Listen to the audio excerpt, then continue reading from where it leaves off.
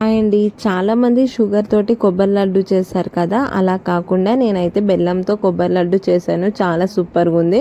అది ఎలానో మీకు కూడా షేర్ చేస్తాను. ఎండ్ వరకు చూసి మీరు కూడా ట్రై చేసి నాకు కామెంట్ చేయండి. మరి నేనైతే మీడియం సైజు చిన్నవి పచ్చి కొబ్బరికాయలు తీసుకున్నాను. ప్రతి ఒక్కటి పీస్ పోయేదాకా మనం నీట్గా తీసుకోవాలి. నా ఛానల్ని ఎవరైనా కొత్త వాళ్ళు చూస్తున్నట్లయితే ప్లీజ్ లైక్ చేయండి, షేర్ చేయండి, సబ్స్క్రైబ్ చేసుకోండి. మన ఛానల్లో కొన్ని ఇంగ్రీడియంట్స్ తోటి మనం మంచిగా హెల్తీగా ఫుడ్ ఎలా చేసుకోవాలో నేను ప్రతి ఒక్క వీడియోలో పెడతాను. అవన్నీ మీరు మిస్ కావద్దంటే మన ఛానల్ని సబ్స్క్రైబ్ చేసుకోండి. నేను పెట్టే ప్రతి ఒక్క వీడియో మీకు నోటిఫికేషన్లో వచ్చింది. ఈ రోజైతే ఓన్లీ 3 ఇంగ్రీడియంట్స్ తోటి బెల్లంతో కొబ్బరి లడ్డు ఎలా చేసుకోవాలో చూపించేస్తున్నాను. ఎండ్ వరకు చూసేయండి. మర్చిపోయాను చెప్పడం, కొబ్బరికాయ పగలగొట్టేటప్పుడు కొబ్బరి పువ్వు వచ్చింది.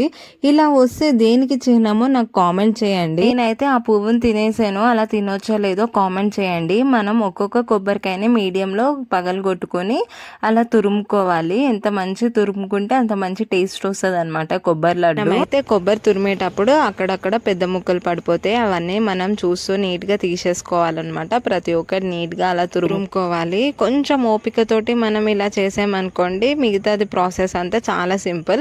ఇంకా పెద్ద ముక్కలు ఉన్నాయో లేవో ఒక్కసారి మనం చెక్ చేసుకున్నాక 3 కొబ్బరికాయలకి 2 కుందుల బెల్లం తీసుకోవాలి. మనం దాన్ని కచ్చాబిచ్చగా దంచుకుని ఒక సైడ్ని పెట్టేసేయాలి. చూడండి, నేనైతే కచ్చాబిచ్చగా దంచుకుని ఒక సైడ్ని పెట్టేసాను. మనమైతే ఇది బెల్లంతో చేస్తున్నాం కాబట్టి హెల్త్ కూడా చాలా మంచిది. షుగర్ కంటే బెల్లంతో చేస్తే ఇంకా టేస్ట్ ఉంటుంది అనమాట. మీరు ఒక్కసారి బెల్లంతో ట్రై చేసి చూడండి.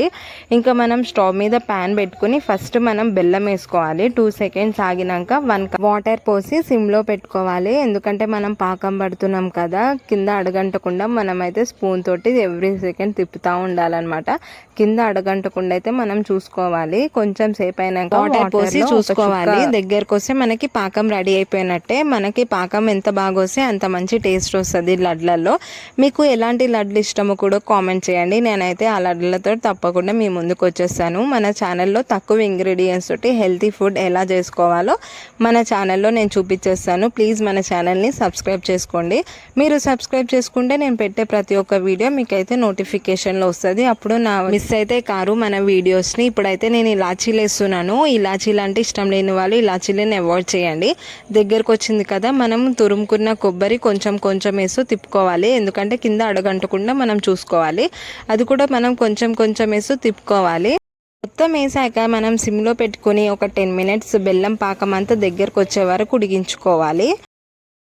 బెల్లం పాకం అంతా దగ్గరకు అయ్యాక మనం స్టవ్ ఆఫ్ చేసుకుని ఒక 10 మినిట్స్ తర్వాత కొంచెం కొబ్బరి నూనె చుక్క తీసుకొని మనకి ఏ షేప్ కావాలో ఆ షేప్ తోటి మనం లడ్డూలు చేసుకోవాలి. ఇంకా ఫైనల్గా నోరూరించే బెల్లంతో చేసిన కొబ్బరి లడ్డులు ప్రిపేర్ అయిపోయినట్టే. ఒకసారి మీరు కూడా ట్రై చేసి నాకైతే కామెంట్ చేయండి. మన వీడియోని ఒక లైక్ చేయండి, షేర్ చేయండి, కామెంట్ చేయండి, సబ్స్క్రైబ్ చేసుకోండి.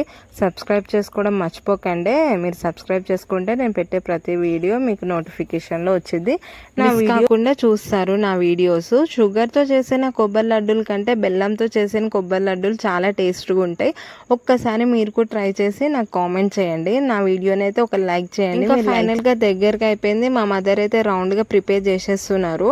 మనకి కావాలంటే రౌండ్ గా చేసుకోవచ్చు, లేకపోతే విడిగా స్పూన్ పెట్టన్నా తినేసేయచ్చు. మీకు నచ్చినట్టు మనం ప్రిపేర్ చేసుకోవచ్చు. ప్లీజ్ అండి మన ఛానల్ని సబ్స్క్రైబ్ చేసుకోండి. Thank you for watching for this video.